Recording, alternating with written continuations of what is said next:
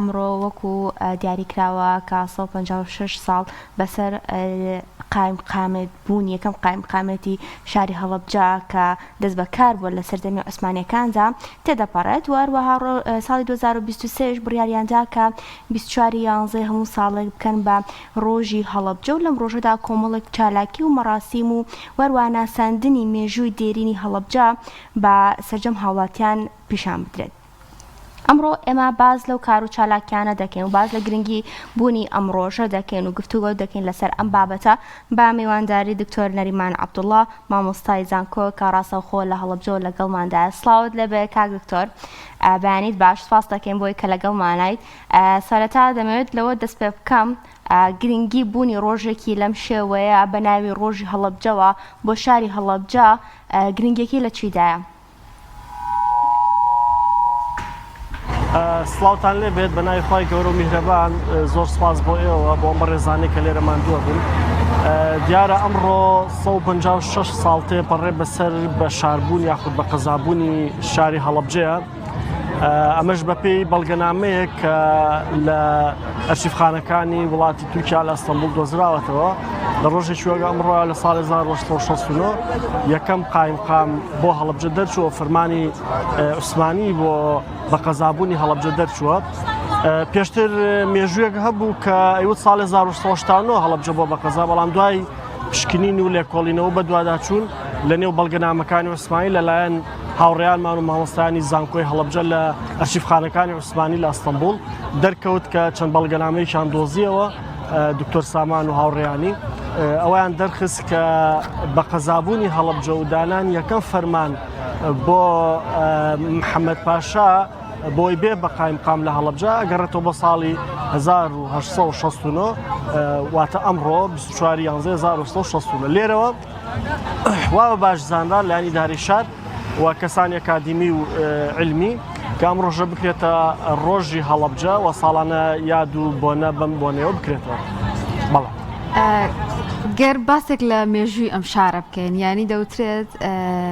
ناوەندێک بۆ پێگەیانی چەندین کەڵە شاعر لەگەڵیدا شوێنێک بۆ کە بۆ ناسراوە هەم موسڵمان هەم جوولەکە هەم کاکەیەکان پێکەوە ژیاون. ئەم پێکەوە ژیانە ئەم مێژوە جوانی کە هەڵەبجە لە خۆی گرتووە تا چەندێک گرنگەوە ئەم ڕۆژە ئەبێتە مایەی ئەوەی کە زیاتر بە مێژوە بچینەوە و سوودی لێ بینین بۆ ئێستای هەڵەبجە. دیارە هەر لە سەرەتای دامەزراندنی هەڵەبجە و دروستبوونی هەڵەبجە وەکو شار و دەسەڵات وەرگرتن لەلایەن بەگواخەکانی جافەوە و نیشتەجێبوونیان لێرە لەگەڵ یەکەم ئاوادانکردنەوەی هەڵەبجەیە بنیادنانی شاری هەڵەبجەیە لەلایەن کۆمەڵی بنەماڵەوە لە گەڕێکی تەکی ئێستا ئیدی شارێکی هەمە چەشن بوو. جوولەکەکانیش لەوێ چەند خێزانێ بوون هاتن نزیک ئەوان نزیک مزگەوتی تەکیە کە ئێستا پێڵێن دواتر پێی وتراوە ئێستا پێڵێن گەڕێکی جوولەکان، ئەوانیش لەوێ نیشتەجێ بوون و بە درێژایی مێژوو هەڵەبجە مەسیحی تیا بووە، ئەرمەنی تیا بووە، جوولەکەی تیا بووە کوتمان موسڵمانی تیا بووە و هەروەها کاکەیەکانیشی تایە تا ئێستا ژماون. ئەمانە هەموو پێکەوە ژیاون و پێکەوە مێژووی هەڵەبجەیان دروست کردووە. بە درێژایی مێژووی هەڵەبجە تاکو ئێستا هیچ کێشەیەک لە نێوان هیچ جێشێک لەم ئاین و ئاینزا جیاوازانە لە هەڵەبجە ڕووی نەیەوە. ئەمەش وای کردووە کە هەڵەبجە بێتە شارێکی پێکەوە ژیان و نمونەیەکی جوان بێدێکێک بێت لەو شارانەی کوردستان کە نمونەیەکی جوان بێ بۆ پێکەوە ژیانی ئاین و ئاینزا جیاوازەکان و خەڵکە جیاوازەکەی هەڵەبجە هەر لە سەرەتای بنیادنانیەوە هەتاکو ئێستا. تامە جوولەکەکان کە لە سەرەتای لە هەڵەبجە نیشتەجێ بوون مانەوە تاوە کاتێ دەوڵەتی ئیسرائیل دروست بوو لە ساڵ 1947 و 48 ئیتر لێرەوە کۆچیان کردەوە بۆ ئیسرائیل و لێ نیشتەجێ بوون و ئێسش لە ناو دەوڵەتی ئیسرائیللا چەندین خێزانی نیشتەجێبووی هەڵەبجە هەیە و کوردن و چەندین توێژینەوە مەقالە ئەوانش لە سەریان نووسراوە شەیلانە مامۆستایەک بۆ کاتی خۆی لە هەڵەبجە بۆ ئێستا لەوێ و لەوێ نیشتەجێ بووە و ئاماژە بە ژیانی خۆیەکا لەوێ. ئابۆ جۆرە هەڵەبجە شارێکی فرەکلتور و جیاواز بۆ و نمونەیەکی جوان بۆ پێکەوە ژیان. دکتۆر نەریمان لەگەڵیشیدا دەکرێت بڵین شارێکی ڕۆشنبیری بووە کا کۆمەڵاکی کۆمەڵێک شاعیر و کۆمەڵێک ڕووناکبیر بووە هەر لە شاعیرانی کۆنەوە لە تایبەتی جافەوە هەر لە شاعیر گۆرانەوە کۆمەڵێک شاعری دیکە لەم شارەدا بوونیان هەبووە و دەکرێت بڵین ئەگەر دەستگیرۆی ئەم شارە بکرێت لە ڕووی ڕۆشنبیری و هونەر و لە ڕووی بەرەو پێشچوونی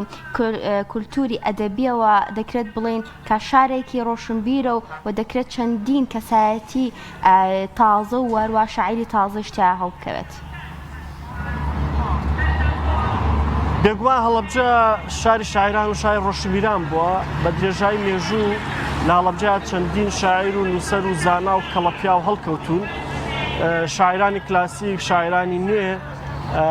زۆر بوون لە هەڵەبجەیە هەر لە گۆران و ئەحمەد موختار جاف و تاربەگ و بێخود و چەندین شاعری تر جا هەندێک شاعیرەکان هەر خەڵکی هەڵەبجە بوون هەندێک لە شاعیرەکانیشمانەیە هاتوون ماوەیەک فترێک لە فترەکان لە هەڵەبجە ژیاون وەکو بێخود وەکو بێکەس وەکو کۆمەڵێکی تر زۆر لەش وەکو مۆلەوی قانع ئەوانی تر لێرە ژیاون و لێرە شعریان نووسیوە بەشێکی زۆر لەو شعرانی کە نووسیویانە کاریگەری ژینگەی هەڵەبجە و کۆڵانەکانی هەڵەبجە و کانیەکانی هەڵەبجە و سروشتی جوانی هەڵەبجە و خەڵکی هەڵەبجە و پێکەوە ژیانی هەڵەبجە ڕاستەوخۆ بە شعر و هۆنراوەکانیانەوە دیارە چەندین شعری بۆ من ئەحمەد موختار جاف و تاربەگ و تەنانەت بێخودی شاعیر و بێکەس و خورشیدە بابان و قانیع و مەولەوی و چەندانی تر هەیە کە لە ڕاستیا لە ژماردن نایەن ئەمانە هەموو کاریگەری ژینگە و ژیانی هەڵەبجەیان لەسەر بووە و شعرەکانیان نووسیوە شعرەکانی گۆران و شاعیرەکانی تر بەڵگەن لەسەرەوەی کە ئەم شارە پڕ بووە لە خەڵکی شاعیر و نووسەر و ڕۆشنبیر وە کۆمەڵێکی زۆر لە زانایان و عالمان لە هەڵەبجە بوونیان هەبووە کۆمەڵێکی زۆر لە مەدارسی دینی چ لە ناوخودی هەڵەبجەیە چ لە پریس چ لە بیارە و هەورامان چ لە شارە زور بە درێژایی مێژوو بوونیان هەبووە ئەمانە هەموو بوونەتە سنتەرێک و مرکزێک کە لێوە علم ئینتلاقی کردووە و چەندین زانا و کەڵەپیا و شاعیر و کەسانی بەتوانا و بەهێز لە مێژووە لە دەرەنجامی ئەوەی کە دەرچووی ئەم زانستگا و شوێنانە بوون هەڵکەوتون و توانیانە مێژوو بنیاد بنێن و مێژووی هەڵەبجە و مێژووی کوردستان بەکارە جوانەکانیان ئەوەی تر جوان بکەن بۆیە لێرەوە توانی بڵێن هەڵەبجە شاری شاعران و شاری ڕۆشنبیران و شاری زانایان و شاری کەڵەپیاوان بۆ بە درێژایی مێژووە تاکو ئێستش کاک دکتۆر لەم ساڵ ڕۆژەدا ئەمڕۆ هیچ چالاکیەک لە شاری هەڵەبجە ئەنجام بدرێیان ئەو چالاکی مەراسیمانە چین کە بڕیار وایە ئەمڕۆ بەڕێوە بچێت ئەمڕۆ لە شاری هەڵەبجە کۆمەڵێکی زۆر لە چالاکی بەڕێوە ئەبرێ ئەم شەقامە کە پێڵە شەقامی حەمەوخان کۆمەڵێکی زۆر لە چالاکی تایە چ مەراسیمێک کە لە خوارەوەیە چ وێنە و پێشانگا و کاری دەستی و کۆمەڵێ بابەتی ترۆ کۆمێک کە لە پشتی منەوەی چەندانی ئاوای تایە کە تعبیر لە مێژووی هەڵەبجەیەکە ئێوارش کۆنسێت و ئەمانە هەیە و لە چەندین مەکتەب لە هەڵەبجە چالاکی جۆرا و جۆر هەیە ئابە بشێوەیە یادی هەڵەبجە ئەکرێتەوە. دکتۆر نەریمان لەگەڵ و هەموو چالاکیانەی کە ئاماژەت پێدات پێویستە لەم ڕۆژەیە هەڵەبجەیەکان و شاری هەڵەبجە زیاتر گرنگی بە چ بابەتێک بدات بەڕای بەڕێستان و گرنگی پێ بدات بۆ ئەوەی هاوڵاتیان و هەروانەوەی تازە پێی ئاشنا بن. لەبەرەوەی تۆزێ سەوتێکی زۆر لێرە هەیە من ئەوەی تێگەیشتم لە پرسیارەکەت هەڵەبجەکان احتیمام بەچی بن لە ڕاستیە هەڵەبجەکان زۆر پێویستە ئەم ڕۆژە بکەنە وێزگەیەکی جوان بۆ خۆیان هەڵەبجە بژێنەوە ئیدی ئەوەی کە هەڵەبجە جەنابتان نەزانن و بینەرانی بەڕێزی ژەزانن شارێک بۆ کە کیمیاباران کراوە ئەکرێ ئەم ڕۆژە بکەینە ڕۆژی زیندوو بوونەوەی هەڵەبجە ئیدی خەندە بخەینە سەر لێوی دانیشتوانی هەڵەبجە ئەم ڕۆژە بوێ بە وێزگەیەک بۆ ئاوادانکردنەوەی هەڵەبجە بوێ بە وێزگەیەک بۆ ئەوەی کە خەڵک لە بری خەم و خەفەت و ناسۆر و ناڕەحەتی شادی و خەندە جێگەی ئەمانە بگرێتەوە واکرێ بڵین بکرێ بە ڕۆژێک کە هەڵەبجە تایە لەلایەن حکومەتی هەرێم و کاربەدەستانی هەرێمەوە کۆمەڵی پرۆژەی زۆر جوان زۆر استراتیژی بۆ هەڵەبجە ئیعلان بکەن و بنیاد بندێ هەتاوەکو هەڵەبجەش بێتە هەڵەبجەیەکی جوان شارێکی جوان چونکە بنەماکانی شاری پێشکەوتو شاری جوان لە هەڵەبجە زۆر هەن ژینگەی هەڵەبجە دەوروبەری هەڵەبجە ناو هەڵەبجە مێژوەکەی ئەو توانە مرۆیی کە لە هەڵەبجە هەیە کە لە گەنجان و لە ئافرەتان و لە خەڵکی هەڵەبجە هەیە ئەکرێمانە هەموو سوودی لێ ببیندێ لە هەموو ئەو ڕوانەی کە هەن چ کشت و کاڵ بێت چ بازرگانی بێت چ لایانی مرۆیی بێ هەموو ئەمانە ئەکرێ ئەم ڕۆژە بکرێتە وێزگەیەک بۆی هەڵەبجە ببێ بە شارێکی جوان و شارێک نمونەیەک لەو شارانەی کوردستان و عێراق و ببێ بە 19مین جوانترین پارێزگا لە وڵاتی عێراق هەتاوەکو لە ساڵی ئایندەوە لە ساڵانی ترا لەم ڕۆژانەیە خەڵکێکی زۆر بێنە هەڵەبجە و سەرسام بن بە جوانی و ئاوەدانی هەڵەبجە ئینشەڵڵا.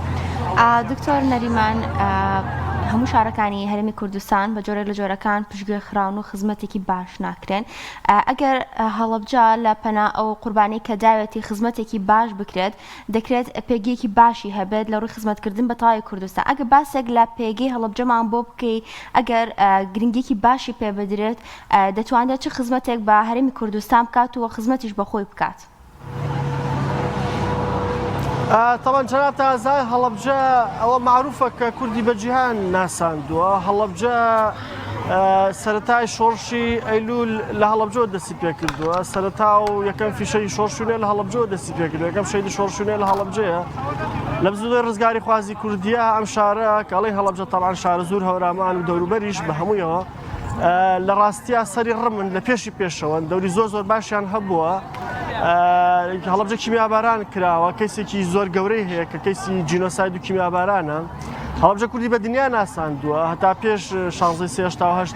کورد بۆی نەبوو بچێتە هەندێک لە مەحفەلی نێودەوڵەتی و ئەو شوێنانەی کە پێویست بوو بڕوا بەڵام دوای هەڵەبجە جەنابتان ئەزانن کورد ئاشنا بوو بە جیهان و ئیتر وڵاتانی زیڤێز خۆیان داوایان لە سەرکردەکانی کوردەکرد کە سەردانیان بکەن لە بەرامبەر ئەوەی کە هەڵەبجە بۆ کوردی کردووە هەڵەبجە بۆ مێژووی کوردستانی کردووە هەڵەبجە ئەوەی کە کردوویەتی لە مێژووە بۆ حکومەتی هەرێم ضرورە حکومەتیش لە بارتەقای هەموو ئەو قوربانەی کە هەڵەبجە یاوێتی ئەو مێژوە جوانەی کە هەڵەبجە هەیەی ئەو هەموو کەسایەتێ جوانە کە هەڵەبجە پێشکەش بە کوردستانی کردووە لە ڕاستیە لە بارتەقای ئەمە حەقە خزمەتی زۆر جدی بکرێ حەقە پرۆژی زۆر جدی بێ بۆ هەڵەبجە و حەقە ئاوری جدی تر بدرێتەوە لە هەڵەبجە ناڵێ شت نەکراوە بۆ هەڵەبجە بەڵام ئەوەی کە کراوە لە ئاست قوربانیەکان و کاولکاریەکانی هەڵەبجە نییە بۆیە هیوادارین دیسانەمە بێتە وێزگەیەکی تر بۆ ئەوەی هەڵەبجە بە جدی ئاوادان بکرێتەوە کۆمەڵە پرۆژە بکرێت بێنرێ بۆ هەڵەبجە کە لە هیچ شوێنێکی ترانە بێن ئاوادانکردنەوەی هەڵەبجە لە ڕاستی ئەرکی سەرشانی هەموومانەوە پێویستە بە پلان بێ ئەکرێت بۆ من لێرەوە ئەڵێ مەکرێت حکومەتی هەرێمی کوردستان بڕیار باشێک یا دوو لە وەزارەتەکان بێنێتە هەڵەبجە یعنی دوو لە دەستگا زۆر فەرمیەکان بێنێتە شاری هەڵەبجە شتێکی زۆر قورس نییە ناکرێ هەموو قورسایی ئیداری لە بۆمە لە هەولێر و لە پایتەختا بێت کە هەمومان شانازی پێوەکەین ئەکرێ شارەکانی تریش بەشێک لەو دام و دەستگا فەرمیانەی حکومەت بێنەوە ئەو شارانی کە ئەزانن کە لە ڕووی قەرەباڵخی ئەمانەوە کێشەیان هەیە ئەمە لە سەر تاپای دنیا وایە وڵاتە پێشکەوتەکان کاتێک کە بینن شارێک خەڵک زۆربەی ناڕوا پلانێک دانێن بۆ ئەوەی لە ڕێگەی ئەم پلانەوە بەهێنانی دەستگایەک سنتەرێک بهینێکی حکومەت دەستگایەکی حکومی ئیدی قەرەباڵخێک لە شارەکە دروستکەن و دوجار ئاوادان بکرێتەوە بۆیە لە ڕاستیە پێویستە هەڵەبجە پێویستی بە پلانی نوێ و زیندوو واقعی هەیە بۆ ئەوەی ئاوادان بکرێتەوە ئێمە لە چاوەڕوانی ئەوەیە. کاک دکتۆر بەڕێستان کەسێکی ئەکادیمین لە ناوەندێکی گرنگی وەکو زانکۆدان و بەرکەوتنتان هەیە لەگەڵ چین و توێژێکی گرنگدا کە گەنجە تا چەندێک گەنجان سەرمایەن بۆ شاری هەڵەبجەوە ئەگەر گرنگیان پێ بدرێت لایەنی ئەکادیمیەوە تا چەندێک بەرەو پێشەچن ئەمە بە سەرمایەکدانرێت لە زۆربەی وڵاتانە کاریان لەسەر ئەکرێت. لاڵم دەیەکی زۆر هەیە لێرە مەبەستی ئەوەیە کە گەنجانی هەڵەبجە چۆن ڕۆڵ بگێڕن لە ئاوادانکردنەوەی هەڵەبجە بەرە پێشچوونی هەڵەبجە. بەڵێ طبعا هەڵەبجە لە ڕووی توانای مرۆییەوە توانایشی مرۆیی زۆر گەورەی هەیە لە ڕاستیە گەنجێکی زۆر لە هەڵەبجە هەیە و گەنجێکی بەتوانا و لە ڕاستیە زیرەکیش لە هەڵەبجە هەیە جەنابتان ئەزانن و بینەرانیش ئەزانن زۆربەی ساڵەکان ئەوانەی کە لەسەر ئاستی هەرێمی کوردستان لە پۆلی 12 لە یەکەمینەکان لە شاری هەڵەبجە و دەوروبەریەتی ژمارەیەکی زۆر لە خەڵکی بەتوانا هاوڵ بڕوانامەی بەرز لە زانکۆی هەڵەبجە و زانکۆکانی تر هەن کە خەڵکی هەڵەبجەن ژمارەیەکی زۆر لە توانای مرۆیی لە هەڵەبجەیە بوونی هەیە بۆ یەکرێ سوود لەم توانای مرۆیی وەربگیرێت بە پلان بە بەرنامە تاوەکو ئەو گەنجانەی کە لە هەڵەبجە هەن لە بری ئەوەی ئەو توانایی کە هەیەە بە شێوە سلبیەکە خوانەخوازە سەرفیگەن بە شێوە ئیجابیەکە سەرفی بکەن ئەکرێت لە شتی بچووکەوە دەست پێ بکرێت واکرێت دواتر ئەم شتە بچووکانە بن بە شتی گەورە واکرێت تەنها حکومت لەما دەور نەبینێ ڕێکخراوەکان و ڕێکخراوەکانی کۆمەڵگەی مەدەنی و دام و دەستگاکە ئیداریەکانی هەڵەبجەش واتە حکومەتی خۆجێی لە هەڵەبجەش ڕۆڵ بگێڕە لەمەیان تەنانەت دەمە هەر بۆ بەڕێستان و بۆ بینەرانیش لەم ماوەیە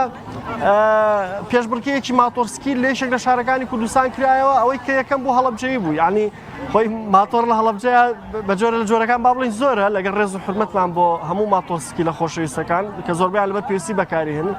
بەڵام ئەگەر ساڵانە ئەم پێشکەوتنە ینی پێشکەوتنی ماتۆرسکیل یان ئەمەی کە پێڵێن هی ئۆتۆمبیل هی ئەم بابەتانی کە گەنج زۆر حەزیلێتی ئەگەر پرۆژەیەک هەبێ بۆ ئەمە لە هەڵەبجە بکرێت دیارە گەنجەکان زیاتر ئەو توانای کە هیانە لە بروێ کە لەسەر جادە خەڵکی زەعاچکەن وەختە توانەکانە بن ئەو پێشبڕکێ و لەوێ ڕەنگە نەک ببن بە لە هەموو توانەکانی تریشە لە ڕووی زانستی لە ڕووی ئیداری لە ڕووی بابەتەکانی تر وەرزش و ئەوانی تریش نەک بناسرێن و ئەو گەنجانە نەک بن بە گەنجێکی لۆکەڵی بەڵکو بن بە گەنجی نێودەوڵەتی و بەشداری لە پێشبڕکێ نێودەوڵەتیەکان وڵاتانی تری جیهان بکەن بەڵام ئەمە پێویستی بە پلانە لە ڕاستیە پێویستە حکومەت بۆ ئەمەش پلانی هەبێ وەزارەتە تایبەتمەنددارەکان و دام و دەزیا خۆجیەکانی هەڵەبجەوانی کە تایبەتمەندن بە پرسی گەنج و کاری گەنج و ئیشی گەنج و ئەمانە پێویستە ڕۆڵ بگێڕن و دەوریان هەبێت لەوەی کە بتوانن توانای گەنج بە شێوە ئیجابیەکەیە بەکاربێ هەتاوەکو ئەو توانایی کە هەیە ئێمە بتوانین کۆمەڵێکی زیاتر لەو گەنجانە دەربخەین چ لە ناوخۆی هەڵەبجە و کوردستانە بێ چ لە وڵاتانی دەریشەوە. کاک دکتۆر ئەڵێن خەڵکی هەڵەبجە میوان دۆستیشن جا ئەمە هۆکارێکە بۆی کە ئەڵێن هۆتێل کەمە لەو شارەیە تا چەندێک ئەم میوان دۆستی ڕەنگی داوەتەوە لە شاری هەڵەبجە بە تایبەتی لە فستیڤاڵی هەنارە زۆر باس لەم بابەتە کرا کە ئەوانی کە چوونەوێ یان هێنانەوە بۆ ماڵ و خزمەتیانەکردن. بێگومان میوان دۆستێکێکە لەو خەسڵەتە جوانانەی کە هەڵەبجەی پێ ناسێنراوە یا پێ ناسراوە لە بە درێژای مێژوە تاکو ئێستا ئەمە ژوای کردووە کە وەکو جەنابە فەرمووی ئوتێل نەبێ لەم شارەیە ینی چەند ئوتێلێکی کەم هەبێت لەم شارە بەڵام لە ڕاستیا ئیتر من ڕێیەکی ترم هەیە ئیدی بەسە ئێمە پێویستمان بە ئوتێلە بەڕاستی میوان دۆستین میوان حەزمان لە میوانە حەزەکەین میوانەکان بەرینەوە بۆ ماڵی خۆمان خزمەتی زۆریان بکەین بەڵام لابێ ئەمە ببێتەوە هۆی ئەوەی کە ئوتێل لەم شارە دروست نەکرێت ئمە زۆر پێویستمان بە ئوتێلی پێنجستێرەیە لە هەڵەبجەیە چەندین ئوتێلی جوان هەیە مۆدێرن هەیە لە هەڵەبجەیە ئێمە لە زانکۆ کاتێک کە چالاکیەکمان ئەبێت کاتێککە میوانی نێودەوڵەتیمانیت کۆنفرانسێکە بەسین چالاکیەکمان هەیە لە ڕاستیان نازانینەوە میوانە لە شوێنێکی شیایی ئەوتۆنیە لە هەڵەبجەیە کات تاوەکو لەوێ بمێنەوە لە سلێمانی دانێنین و بۆ ئۆتۆمبیل هاتوچیان پێەکەین